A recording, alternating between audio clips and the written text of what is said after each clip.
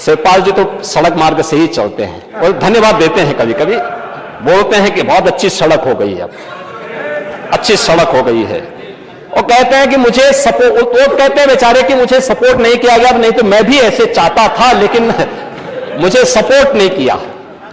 मैंने कहा भी जब बचपन में ही गलत राह दिखाने का काम आपने किया है तो भाई आप लगाएंगे बबूल का पेड़ तो आम कहां से आएगा।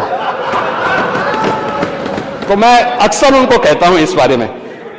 लेकिन महोदय आज मुझे बताते हैं प्रसन्नता, एक्सप्रेस हाईवे, मुझे आश्चर्य होता है सप्लीमेंट्री डिमांड्स को ठीक ढंग से संभवतः नेता प्रतिपक्ष ने पढ़ा नहीं है, और अगर पढ़ा होता तो संभवतः इतनी हल्की बातें यहां पे नहीं करते।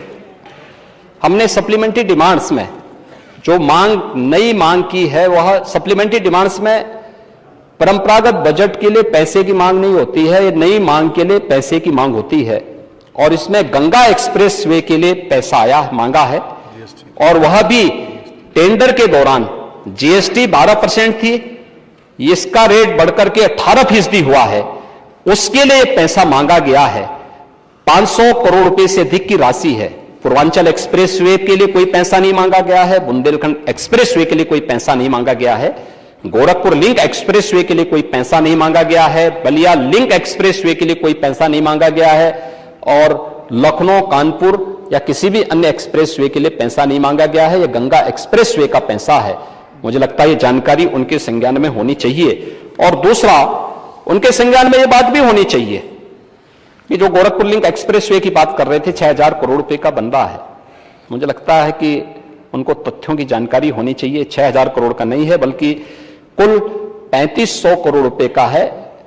और इसमें भी अगर हम देखेंगे तो ये पूरा एक्सप्रेस वे उन क्षेत्रों से होकर जा रहा जो लो लैंड का एरिया था। दूसरा, उससे दूसरा अच्छा मार्ग वह संत कबीर नगर को भी जोड़ रहा है, अंबेडकर नगर को भी उसके साथ जोड़ता है। मुझे लगता है कि थोड़ी भौगोलिक जानकारी भी लेनी चाहिए। भौगोलिक जानकारी का ज्यादा ज्ञान ले लेंगे तो मुझे लगता है कि इस प्रकार की हल्की बातों को यहां बोलने से उनको भी थोड़ा परहेज होगा। महोदय, इसके साथ ही प्रदेश के अंदर आज